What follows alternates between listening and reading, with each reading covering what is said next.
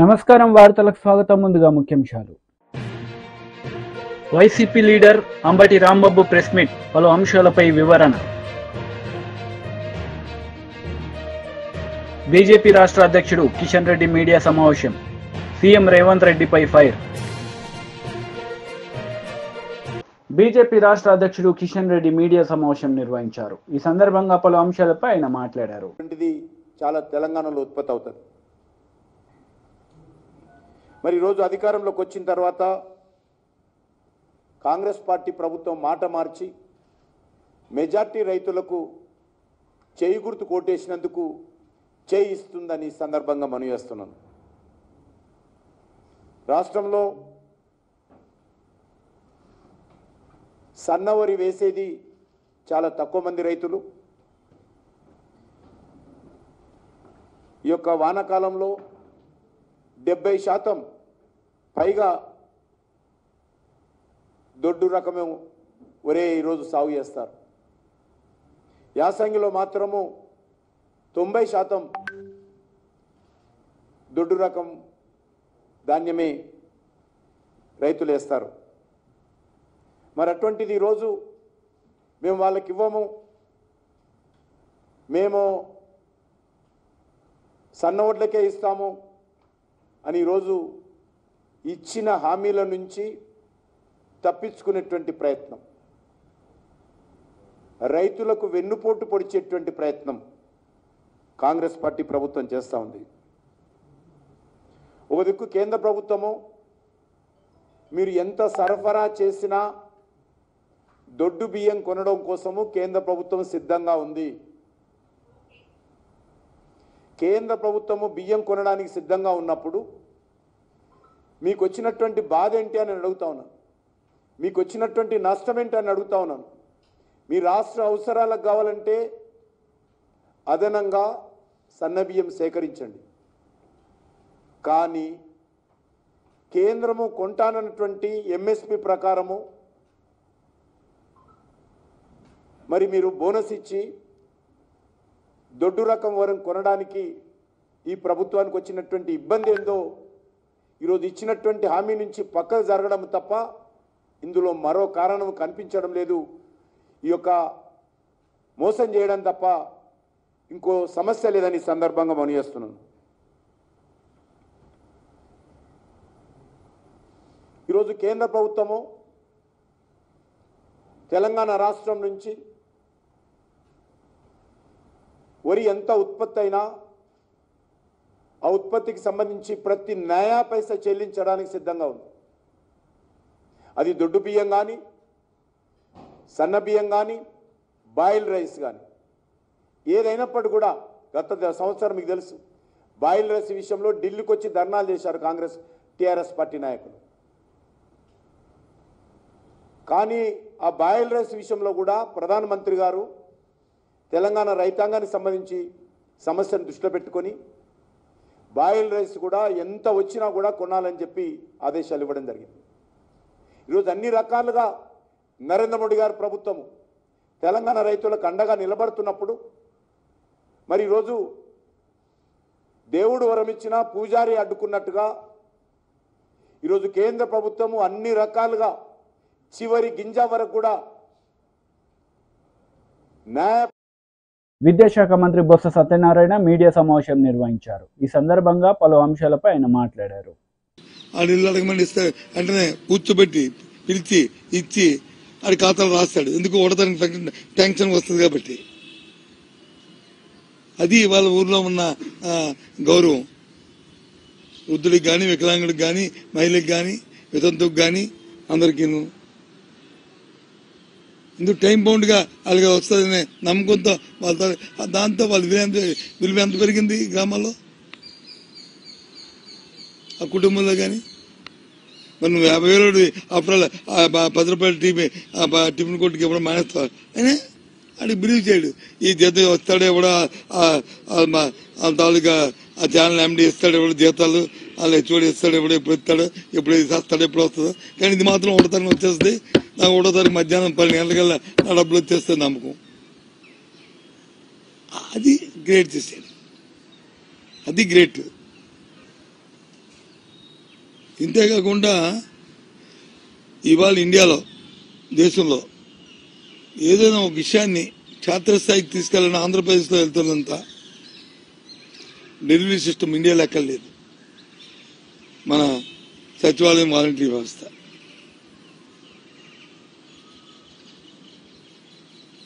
ఇలాంటి వ్యవస్థ ఎక్కడ లేదు దేశంలో.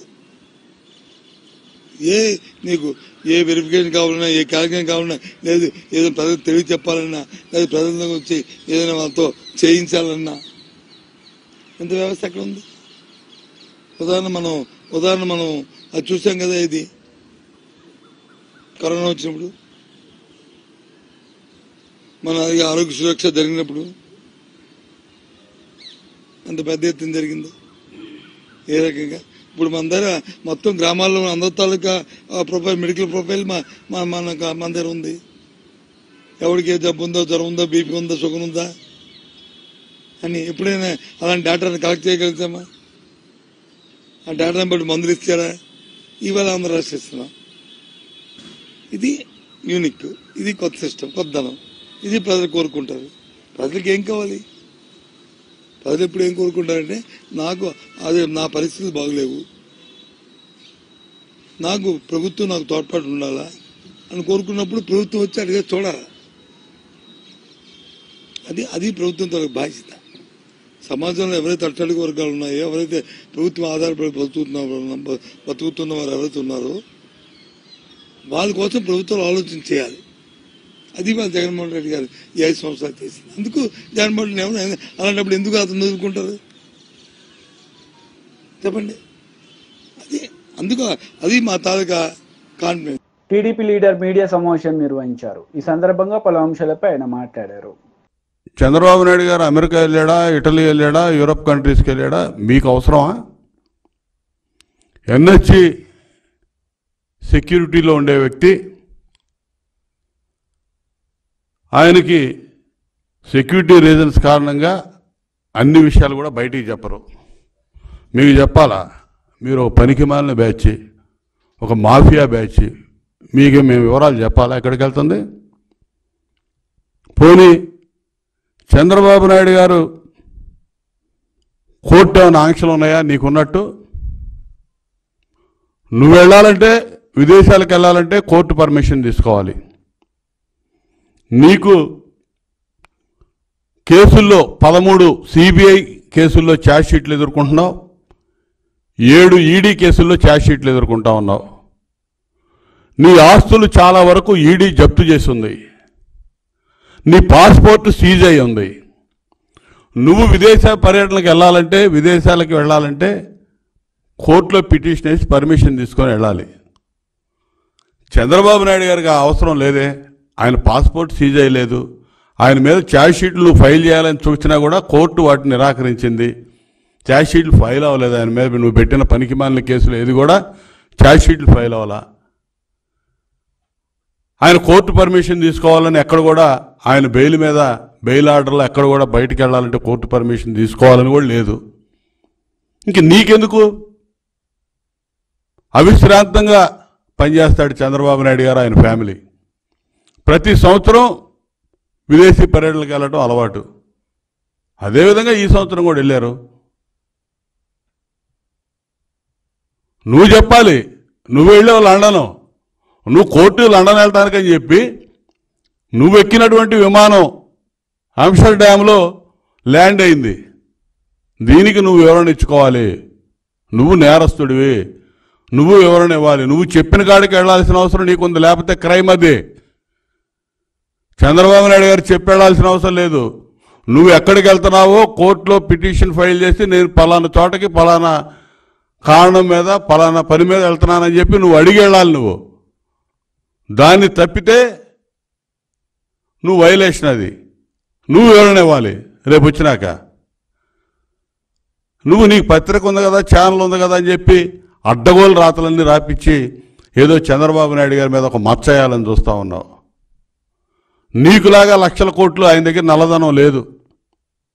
₹1 నువ్వు పెట్టిన పనికిమాలిన కేసులు ఎక్కడ కూడా ₹1 కూడా నువ్వు నిరూపణ చేయలేవు, జరగవు. ఎందుకంటే ఆయన మచ్చలేని చంద్రుడు. ఆయన ఏ అవినీతి ఆయనకు అంటదో, నువ్వు అంటించలేవు. అంటించడానికి ప్రయత్నం చేసావు. నీ దగ్గర ఉన్నటువంటి తాబేదాన్ని పనికిమాలిన అధికారులు పెట్టుకొని కేసులు పెట్టావు, జైలుకు పంపించి సునకానందం పొందావు. అంతేగాని అంతకుమించి నువ్వేం చేయలేవు. కానీ నీ మీద అట్టగాదే, సిబిఐ ఈడీ ఛార్జ్ షీట్లు ఫైల్ అయి ఉన్నాయి. 43,000 కోట్లు మీ నాన్న అధికారంలో ఉన్నప్పుడు అధికారాన్ని అడ్డం పెట్టుకొని అడ్డగోలుగా దోచేసావని చెప్పి సిబిఐ ఛార్జ్ షీట్లు ఎదుర్కొంటున్నావు. అసలు నువ్వు చెబుతున్నావు సూట్ కేసు కంపెనీలు, షెల్ కంపెనీలు అని. అసలు ఆ పదాలు ఉమ్మడి ఆంధ్రప్రదేశ్ రాష్ట్ర ప్రజలకి పరిచయం చేసిందే నువ్వు. సెల్ కంపెనీలు అంటే, షెల్ కంపెనీలు అంటే తెలియదు ఎవరికి, సూట్ కేసు కంపెనీలు అంటే ఏంటో తెలియదు, క్విట్ ప్రోకో అనే వర్డింగే తెలియదు అసలు ఈ ప్రజలకి. అవన్నీ పరిచయం చేసినటువంటి ఆర్థిక ఉగ్రవాది, ఆర్థిక నేరస్తుడివి నువ్వు జగన్మోహన్ రెడ్డి. కాబట్టి 16 నెలలు జైల్లో ఉన్నావు. నువ్వు ఈరోజు నువ్వెందుకు పారిపోయావు నువ్వు చెప్పాలి. అసలు లండన్ నువ్వెందుకు వెళ్ళావు? గతంలో లండన్ వెళ్ళేటప్పుడు నీ పిల్లలు అక్కడ ఉన్నారు చూడటానికి వెళ్తున్నానని చెప్పేవాడి. ఇవాళ నీ పిల్లలు ఎక్కడికి వచ్చి ఉన్నారు, వాళ్ళని తీసుకొని మళ్ళీ లండన్ వెళ్ళావు. వస్తావా తిరిగి? నువ్వు చెప్పాలి ఏ సంగతి.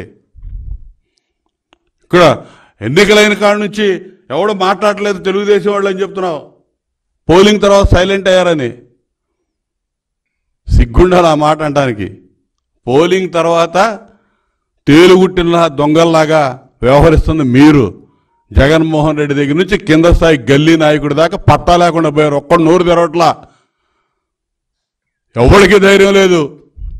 చెప్పానండి పలానా నియోజకవర్గంలో నేను గెలుస్తానని ఎవడాని వచ్చి ఇంకా అవాకులు చవాకులు ఆ పనికి మేల 4-5 మంత్రులు, మాజీ మంత్రులు, ఇప్పుడు మంత్రులు ఉన్నవాళ్ళు మాట్లాడుతూ ఉన్నారు తప్ప. YCP leader Ambati Rambabu media సమావేశం నిర్వహించారు. ఈ సందర్భంగా పలు అంశాలపై ఆయన మాట్లాడారు. ఎక్కువగా హింసాత్మక సంఘటనలు జరిగి, ఒక విధంగా చెప్పాలంటే కానీ విని ఎరుగని రీతిలో ఏ రోజు జరగనటువంటి విధంగా, ఏ ఎన్నికల్లోనూ జరిగినంత హింస అక్కడ చోటు చేసుకుంది. ఆ హింస చోటు చేసుకోవడానికి గల కారణాల మీద మేము ఈసీకి అనేక రకాలుగా రిపోర్ట్ చేయడం జరిగింది. ఆ రోజున పోలింగ్ రోజున పోలీసులు అసలు రిస్క్యూకు రానటువంటి పరిస్థితిని కూడా వివరించడం జరిగింది. తర్వాత అక్కడ పోలీసు అధికారులను సస్పెండ్ చేశారు, కలెక్టర్ని మార్చారు, ఇంకా కొన్ని చోట్ల కలెక్టర్ని మార్చారు. ఏదో కొంత జరిగింది, ప్రాథమికంగా తప్పు జరిగిందనేటువంటి భావన సర్వత్రా వ్యాపించి ఉన్నటువంటి తరుణం. ఈ తరుణంలో మరి అనేక చోట్ల బూతులు క్యాప్చర్ చేసుకున్నారు, దొంగ ఓట్లు వేసుకున్నారు, ఈవీఎంలను పగలగొట్టడానికి ప్రయత్నం చేశారు, బూత్ క్యాప్చరింగ్ జరిగింది. తెలుగుదేశం వాళ్ళు కూడా భయంకరంగా చేసేటటువంటి పరిస్థితి కనిపించింది. ఇక్కడ ప్రధానంగా ఇవాళ నేను మాట్లాడాలనుకుంటున్న అంశం ఏంటంటే, పిన్నెల రామకృష్ణారెడ్డి గారు మాచర్ల నియోజకవర్గంలో చాలా దారుణాలు జరిగిపోయాయి. కొన్ని చోట్లయితే అసలు పోలింగ్ స్టేషన్లోకి వైఎస్ఆర్ కాంగ్రెస్ పార్టీ ఓటర్లు వెళుతుంటే వారిని వెళ్ళకోకుండా అడ్డుకొని కొట్టి తన్ని గాయపరిచి బయటికి పంపించినటువంటి సంఘటన చూశాం. దాని మీద అనేక సందర్భాల్లో ఆ రోజున చివరికి పిన్నెల రామకృష్ణారెడ్డి గారు కూడా ఆయన రిపోర్ట్ చేయడం జరిగింది, ఫోన్లు చేయడం జరిగింది. కానీ ఎవరు పోలీసులు రిస్క్కి రాలేదు. అయితే ఇవాళ నాకు చిత్రంగా అనిపించింది ఏంటి, ఇవాళ ఒక వీడియో రిలీజ్ అయింది. ఇది రామకృష్ణారెడ్డి గారు ఒక పోలింగ్ బూత్లో, ఏ పోలింగ్ బూత్ అయితే ఇప్పుడు నేను చెప్తున్నాను ఆ పోలింగ్ బూత్లో ఆ ఈవీఎంను పగలగొడుతున్నట్టుగా ఒక వీడియో రిలీజ్ అయింది. ఇది ఎక్కడి నుంచి రిలీజ్ అయిందో మరి అర్థం కావడం. ఇది election commission has to release. యాక్చువల్గా ఇది లోకేష్ గారు ట్విట్టర్లో పెట్టారంట. ఎట్లా చేరింది లోకేష్ గారు ట్విట్టర్కి? Is it false or right? అది ఫేక్గా, అది కంక్లూజన్ ఎవిడెన్సా కాదా ఆలోచించాలి కదా. ఇది డైరెక్ట్గా తెలుగుదేశం అధినేత కొడుకు అయినటువంటి లోకేష్ ట్విట్టర్లోకి ఎట్లా వెళ్ళింది? కలెక్టర్న రిలీజ్ చేయాలి, ఎలక్షన్ కమిషన్కి సంబంధించిన వారిని రిలీజ్ చేయాలి, ఆర్ఓన రిలీజ్ చేయాలి. రిలీజ్ చేయకోకుండా వారికి ఎలా చేరింది అంటే ఇక్కడ ఏదో కుమ్మక్కు జరుగుతూ ఉన్నది అనేటువంటి భావన చాలా స్పష్టంగా అర్థమవుతా ఉన్నది. అంటే అధికారులు, ఎన్నికల కమిషన్ ఉన్న అధికారులు, తెలుగుదేశం పార్టీ వారు కలిసి కుట్ర చేస్తున్నారేమోననేటువంటి అనుమానం కలగటం సహజమైనటువంటి అంశం. ఒకవేళ అది నిజంగానే జరిగిన సంఘటన అనుకోండి, చట్టం తన పని తాను చేసుకుంటుంది, దానిలో ఏ విధమైన తప్పిదము లేదు. మేము అనేది ఏంటంటే ఇట్స్ ఎ ఫేక్ కూడా కావచ్చు అనేటువంటి అభిప్రాయం. అదే బూత్లో నేను మనవి చేస్తున్నా, ఎక్కడైతే ఇవాళ ఆ పాలవాయి గేట్ అనేటువంటి బూత్ ఉందో ఆ బూత్లో ఎంత దారుణంగా జరిగిందంటే, అంతకుముందు మన పిల్లల రామకృష్ణారెడ్డి గారు చాలా క్లియర్గా ఎస్టాబ్లిష్ చేశారు అక్కడ. అది కూడా నేను మీకు చూపిస్తా.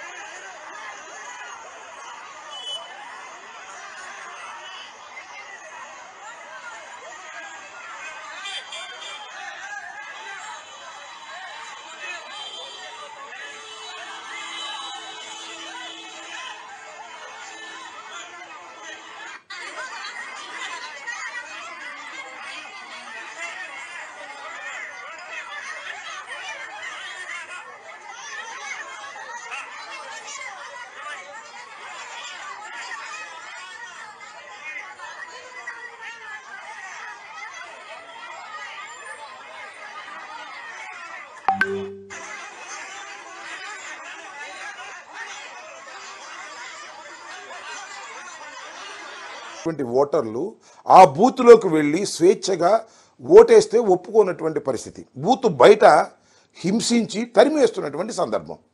దీని మీద పిన్నెల రామకృష్ణారెడ్డి గారు రిపోర్ట్ చేశారు. But nobody is caring that. ఎవరు పట్టించుకున్నటువంటి పరిస్థితి ఏంటి? What is this? ఏం జరుగుతుంది అక్కడ? ఏం జరిగింది అక్కడ? ఏదైనా కుట్రపూరితంగా వైఎస్ఆర్ కాంగ్రెస్ పార్టీకి అనుకూలమైనటువంటి బూతుల దగ్గర బయట గొడవ జరుగుతున్నా కూడా పోలీసులు పట్టించుకోకుండా ఉండేటటువంటి పరిస్థితి వచ్చింది. ఇది వాస్తవమైనటువంటి విషయం. దీని మీద ఏమి తీసుకునేటువంటి పరిస్థితి. నేను ఇంకోటి కూడా ఈ సందర్భంగా నేను మనవి చేస్తున్నా. చాలా నియోజకవర్గాల్లో బూత్ క్యాప్చరింగ్ జరిగాయి. నా కాన్స్టిట్యున్సీలో కూడా బూత్ క్యాప్చరింగ్ జరిగి తెలుగుదేశం వాళ్ళు ఓట్లు వేసుకున్నారు. ఆ వెబ్ క్యామ్లు ఓపెన్ చేయండి అంటే ఓపెన్ చేసినటువంటి సందర్భం లేదు. దాని మీద యాక్షన్ తీసుకునేటువంటి సందర్భం లేదు. ప్రధానంగా నేను ఇవాళ అడుగుతున్నటువంటి ప్రధానమైన ప్రశ్న ఏమిటి అంటే, పిన్నెల రామకృష్ణారెడ్డి గారు దాన్ని పగలగొట్టాడని చెప్పబడుతున్నటువంటి వీడియో ఫేక్ వీడియోనా, కరెక్ట్ వీడియోనా? నెంబర్ 1.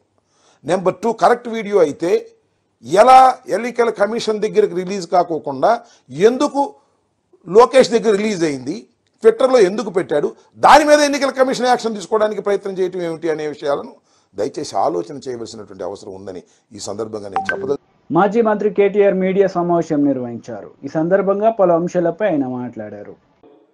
కాంగ్రెస్ పార్టీ ఏదైతే భూతల స్వర్గమైపోతుంది మాకు ఓటేస్తే అని చెప్పి హామీలు ఇచ్చిందో, 6 గ్యారంటీలు 420 హామీలు ఇచ్చి మరి ఊకదంపుడు ఉపన్యాసాలు ఇచ్చి ఒక భ్రమపూరితమైన వాతావరణం కల్పించిందో, అందులో హనుమకొండలో, ఉమ్మడి వరంగల్ జిల్లాలో చాలా చోట్ల 10 నియోజకవర్గాల్లో మనం ఓటమి పాలైనాం. సరే, రాజకీయాల్లో అధికారం ఎవరికి శాశ్వతం కాదు. పర్మనెంట్గా సీట్లో ఎవరు కూర్చోరు. అప్పుడప్పుడు మార్పు కూడా మంచిదే.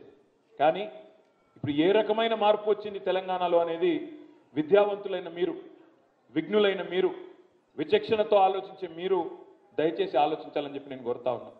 ఎందుకంటే ఏ సమాజానికైనా విద్యావంతులు, చదువుకున్న వాళ్ళు మీరే టార్చ్ బేరర్స్. ఎందుకంటే సమాజానికి సరైన దిశలో నడిపించుకొని తీసుకుపోయేది మీరే. ఎందుకంటే సామాజిక స్పృహ, అవగాహన, సమాజంలో ఏం జరుగుతుంది అనే ఒక చైతన్యంతో కూడిన ఆలోచన ఇవన్నీ ఉన్న వాళ్ళే విద్యావంతులు. అందుకే నేను మిమ్మల్ని అడుగుతా ఉన్నా. ఇందాక రైతు బిడ్డలు ఎంతమంది అంటే దాదాపు ఈ హాల్లో 70-75% మంది చేతులు లావట్టింది. నేను అడుగుతా ఉన్నా, రైతు బిడ్డలైన మా గ్రాడ్యుయేట్లను ఏం చెప్పినారు? కాంగ్రెస్ పార్టీ ఆనాటి అధ్యక్షులు, ఇప్పటి ముఖ్యమంత్రి రేవంత్ రెడ్డి గారు, కేసీఆర్ గారి ద్వారా 1,00,000 రూపాయల రుణమాఫీ జరిగినా మీరు అర్జెంటుగా బ్యాంకుకు పోండి, 2 లక్షలు తెచ్చుకోండి, నేను వస్తున్నా, డిసెంబర్ 9 నాడు సంతకం పెడతా, వెంటనే రుణమాఫీ చేస్తా అని చెప్పి ఊరూరా ఊకదంపుడు ఉపన్యాసాలు ఎన్నిచ్చినాడో మీకు గుర్తుండాల. ఈరోజు మరి అధికారంలోకి వచ్చి 5 నెలలు దాటిపోయింది, 6వ నెల నడుస్తూ ఉన్నది. డిసెంబర్ 9 రుణమాఫీ అన్నాడు. డిసెంబర్ 9 పోయింది, జనవరి 9 పోయింది, ఫిబ్రవరి 9 పోయింది, మార్చి, ఏప్రిల్, మే 9 కూడా పోయింది. ఇంకా తొందరలో జూన్ 9 కూడా రాబోతా ఉంది. మరి జరిగిందా రుణమాఫీ? జరిగిందా? కేసీఆర్ 10,000 ఇస్తున్నాడు రైతు బంధు, నేను 15,000 ఇస్తా అన్నాడు రైతు భరోసా. ఒక్కరికన్నా వచ్చిందా రైతు భరోసా? కేసీఆర్ ఇచ్చిన రైతు బంధుకే దిక్కులేదు నిన్న మొన్నటి దాకా. ఈ ముఖ్యమంత్రి వచ్చిన తర్వాత రైతు భరోసా అన్నాడు, 10,000 కాదు 15,000 అన్నాడు. మరి కేసీఆర్ గారు ఉన్నప్పుడేమో ఆనాడు రైతు బంధు వచ్చేది, టైంకి వచ్చేది. ఏ టైంకి వచ్చేది? నాట్లేసే టైంకి వచ్చేది. ఈయన రేవంత్ రెడ్డి వచ్చినాక ఎప్పుడు వచ్చింది రైతు బంధు? ఓట్లేసే టైంకి వస్తున్నది. డిసెంబర్లో పడాల్సిన రైతు బంధు మేలో వేసి అది కూడా ఘనకార్యం అన్నట్టు జబ్బలు తెరుచుకుంటున్నాడు ముఖ్యమంత్రి. ఇంకొక మాట చెప్పిండు అన్నాడు, కేసీఆర్ భూస్వాములనే చూసుకుంటుండు, నేను కౌలు రైతులకు ఇస్తా రైతు భరోసా అన్నాడు. 15,000 ఇస్తా అన్నాడు. రైతు కూలీలను నెలకు 1,000 రూపాయలు ఇస్తా అన్నాడు. ఒక్కటన్నా జరిగిందా?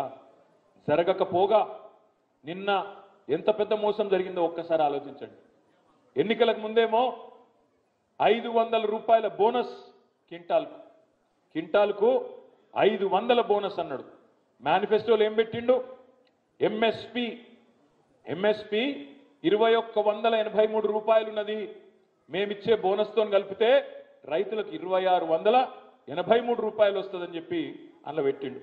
ఇక్కడ ఉన్న మా రైతు బిడ్డలను నేను అడుగుతున్నా, 2183 రూపాయల ఎంఎస్పి దొడ్డు బియ్యానికే ఉన్నది కదా. మరి నువ్వేమో మేనిఫెస్టోలో పెట్టిందేమో దొడ్డు బియ్యానికి, దొడ్డు బియ్యం వచ్చే వడ్లకు నేను ఎంఎస్పి ఇస్తా, బోనస్ ఇస్తా అని పెడితివి. 2183 దొడ్డు బియ్యంకున్నది, దొడ్డు వడ్లకున్నది. అదేవిధంగా సన్న బియ్యానికి మాత్రం ఇంకో 20 రూపాయలు ఎక్కువ ఉన్నది. మేనిఫెస్టోలో రేవంత్ రెడ్డి పెట్టిండు 2183 ప్లస్ 500 2683 రూపాయలు ఇస్తా నేనని చెప్పిండు. మరి నేనేం చెప్పిండు? క్యాబినెట్లోకి వెళ్ళి బయటకు వచ్చి సన్న వడ్లకే ఇస్తా అని చెప్తా ఉన్నాడు. మరి మనం ఆలోచించాల్సిన అవసరం ఉంది. ఎన్నికలకు ముందేమో దొడ్డు వడ్లకు ఇస్తా అని, ఇలా సన్న వడ్లకే ఇస్తా అంటే సన్నాయి నొక్కులు నొక్కే ఈ సన్నాసులకు నిలదీసేటోళ్ళు శాసన మండలిలో ఉండాలనా లేదా రైతు బిడ్డలుగా మీరు ఆలోచించాలని చెప్పి నేను కోరుతా ఉన్నా. రేపటి రోజున ఎవరు ఉండాలి శాసన మండలిలో ఇట్లాంటి సమస్యలు వచ్చినప్పుడు అంటే మనం ఆలోచనతో ఓటేస్తే అట్లాంటి ఆలోచనతో కూడిన వ్యక్తులు, వివేకంతో రేపటి రోజున మీ తరఫున గొంతు విప్పే వ్యక్తులు శాసన మండలిలో ఉంటే న్యాయం జరుగుతుంది. ఇదే హనుమకొండలో, ఇదే వరంగల్లో వినయ్ భాస్కర్ గారి కృషితో మీ అందరి మరి ఇక్కడి నాయకుల ఒత్తిడితో ఆనాడు హైదరాబాద్లోనే కాదు ఐటీ అనేది విస్తరించాలని చెప్పి వరంగల్కి ఒకటే రోజు నేను ఆనాడు వచ్చి 6 కంపెనీలు ఇక్కడ ఇనాగ్రేట్ చేసిన. టెక్ మహీంద్రా, జెన్పాక్ట్, ఇంకా 4 కంపెనీలు అన్ని కూడా ఇనాగ్రేట్ చేసినాం. ఇలా బాధ ఎక్కడ అనిపిస్తుందంటే మార్పు అని ఉదరగొట్టింది. ఇలా మార్పు ఏంది? టీడీపీ లీడర్ మీడియా సమావేశం నిర్వహించారు. ఈ సందర్భంగా పలు అంశాలపై ఆయన మాట్లాడారు. జగన్మోహన్ రెడ్డి మార్చి నెలలో దగ్గర 13,000 కోట్ల కాంట్రాక్టులకు బటన్ నొక్కాడు. పేదలకు ఇవ్వాల్సిన పెన్షన్ డబ్బులు కూడా ఏప్రిల్లో 3 రోజులు 4 రోజులు డబ్బులు అందక కూడా ఇబ్బంది పడ్డారు. మే నెలలో కూడా అదే జరిగింది తంతు. అటువంటిది ఇవాళ మే 17న మీరు నొక్కిన 4,000 కోట్ల బటన్ నొక్కుల్లో 2,000 కోట్లు కాంట్రాక్టర్లకు వెళ్ళాయి. అంటే దగ్గర 15,000 కోట్లు మీ అస్మదీయులకి, మీ ఎమ్మెల్యేలు, మంత్రులు, కాంట్రాక్టర్లు, మీ తాలూకా అస్మదీయులకి, కాంట్రాక్టర్లకి, ఏజెన్సీలకు కట్టడానికి 15,000 కోట్లు ఉన్నాయి. పేదల ఆరోగ్యం ఏదైతే పేద మధ్యతరగతి ఆరోగ్యం హాస్పిటల్స్కి కట్టాల్సిన డబ్బులు 1,500 కోట్లకి జగన్మోహన్ రెడ్డి చేతులు రాలా, చీఫ్ సెక్రటరీకి చేతులు రాలా, ప్రభుత్వ సంబంధిత అధికారులకు చేతులు రాలా. దీని పట్ల పేదల ఆరోగ్యం పట్ల మీకు ఏమాత్రం చిత్తశుద్ధి ఉందో అర్థమవుతూ ఉంది. నాసిరకం మద్యం తాగిచ్చారు. దగ్గర 35 లక్షల మంది అనారోగ్యం పాలయ్యారు. దాంట్లో దగ్గర 30,000 మంది చనిపోయినట్టు కూడా పత్రికల్లో రకరకాల కథనాలన్నీ కూడా మనం చదివాం. ఇవాళ మీరు ఈ హాస్పిటల్స్కి డబ్బులు ఆపి మీ కాంట్రాక్టర్లకి, మీ ఏజెన్సీలకి డబ్బులు నొక్కుంటా ఉన్నారంటే మీ చిత్తశుద్ధి ఏంటో రాష్ట్ర ప్రజలకు అర్థమవుతుందని చెప్పి కూడా నేను తెలియజేస్తూ ఉన్నాను. దగ్గర ఎన్టీఆర్ వైద్య సేవ పథకం కింద నిధుల్లో 45% రోగి ఆపరేషన్లకు ఇచ్చేవాళ్ళం, 35% సర్జరీలకి డాక్టర్లకు ప్రోత్సాహంగా ఇచ్చేవాళ్ళం, 20% నిధుల్ని ఖాతాల్లో ఉంచి అవసరాన్ని బట్టి బోధనా ఆసుపత్రులకి ఉపయోగించే పరిస్థితి తెలుగుదేశం ప్రభుత్వ హయాంలో ఆరోగ్యం పట్ల, హెల్త్ డిపార్ట్మెంట్ పట్ల ఎంత శ్రద్ధ పెట్టి ఇవాళ ఆరోగ్యాన్ని, పేద ప్రజల ఆరోగ్యాన్ని కాపాడితే ఇవాళ మీరు అడ్మినిస్ట్రేటివ్ హాస్పిటల్స్ ఏమో 13 అంటారు, మానిటరింగ్ హాస్పిటల్స్ ఏమో 26 అంటారు. మొత్తం అర్థం కాకుండా వైద్య ఆరోగ్య రంగాన్ని మీ అధికారులు మీరు కలిసి కోడికత్తి డాక్టర్కి ఆంధ్రప్రదేశ్లో హాస్పిటల్ కమిటీలకు చైర్మన్గా పెట్టి మీ కోడికత్తికి గాయానికి కుట్లేశారని 1000 కోట్లు పైగా మీ డాక్టర్కి చైర్మన్గా, కోడికత్తి డాక్టర్కి చైర్మన్గా పెట్టి ఆయన ఖర్చు పెట్టే విధంగా 1000 కోట్లు మీరు ప్రభుత్వ డబ్బుని, కేంద్ర రాష్ట్రాలు ఇచ్చిన డబ్బుని మీరు ఆ విధంగా దుర్వినియోగం చేసింది కూడా పత్రికల్లో, ప్రజల్లో చర్చ జరుగుతూ ఉన్నాయి. దీనికి సమాధానం చెప్పరు, దీనికి సమాధానం చెప్పే పరిస్థితి లేదు. ఇవాళ దగ్గర ఏదైతే మీ అస్మదీయులకి మీ కోడికత్తి డాక్టర్ రికమెండ్ చేసిన నెట్వర్క్ హాస్పిటల్స్, అది హైదరాబాద్ అవ్వచ్చు, బెంగళూరు అవ్వచ్చు, మెడ్రాస్ అవ్వచ్చు, మీకు నచ్చిన హాస్పిటల్స్లో ముఖ్యమంత్రి కార్యాలయం బిల్లులు క్లియర్ చేస్తే వాటిల్లో కూడా పర్సంటేజీలు, వాటిల్లో కూడా దోపిడీ. అదేవిధంగా మీరు ఎచ్చుగా బడాయిగా చెప్పుకునే ఇవాళ కట్టే హాస్పిటల్స్లో కట్టే ఇన్ఫ్రాస్ట్రక్చర్, మెడికల్ కాలేజీ బిల్డింగుల్లో కూడా 300 కోట్లు కమిషన్లు దండుకున్నారంటే ఆ డబ్బులు కట్టినా ఇవాళ ఈ ఆరోగ్యశ్రీ హాస్పిటల్స్లో వైద్య సేవలు ఆగుండేవి కాదు. అంటే మీ దోపిడీకి, మీ కమిషన్ల కక్కుర్తికి ఏ డిపార్ట్మెంటు, ఏ భవనాలు, ఏ ఇన్ఫ్రాస్ట్రక్చరు, ఏ హాస్పిటల్స్ బిల్డింగ్లో కూడా జగన్మోహన్ రెడ్డి ప్రభుత్వం దోపిడీకి, మీ అనుయాయుల దోపిడీకి ఎక్కడా కూడా ఏది కూడా వదిలిపెట్టకుండా దోపిడీ చేశారు. ఈ 5 ఏళ్లలో హెల్త్ సెక్టార్ని ఎంత అడ్డగోలుగా, ఇష్టారాజ్యంగా, మీ ఇష్టం వచ్చినట్టుగా 104 ఏమైంది, 108 ఏమైంది, మీ ఫ్యామిలీ డాక్టర్ కాన్సెప్ట్ ఏమైంది, మళ్ళీ సురక్షా పథకం, ప్రతి పథకానికి మీ పథకాలు, మీ కుటుంబ సభ్యులు, మళ్ళీ దాని సురక్షా పథకం అని చెప్పి హాస్పిటల్స్లో పనిచేసే డాక్టర్స్ కానీ, ఎవరైతే మరి ప్రైవేట్ హాస్పిటల్స్లో ఉన్న డాక్టర్లందరినీ కూడా మీ ప్రచార పిచ్చిలో, మీ ఓట్లు దండుకునే కార్యక్రమంలో గత 6 నెలలుగా మీరు ఈ డాక్టర్లందరినీ కూడా ఈ మొత్తం 6 నెలల నుంచి మీరు గ్రామాల్లో వాళ్ళందరినీ పంపించి ఏ విధంగా ఓట్లు దండుకోవాలి, ఏ విధంగా సరే మళ్ళీ 4 ఓట్లు వార్తలు ముగించే ముందు ముఖ్యాంశాలు మరోసారి. YCP leader Ambati Rambabu press meet, పలు అంశాలపై వివరణ. బీజేపీ రాష్ట్ర అధ్యక్షుడు కిషన్ రెడ్డి మీడియా సమావేశం, సీఎం రేవంత్ రెడ్డిపై ఫైర్. ఈ వార్తలు ఇంతటితో సమాప్తం. తిరిగి ప్రసారమయ్యే వార్తల్లో మళ్ళీ కలుద్దాం. అంతవరకు సెలవు. నమస్తే.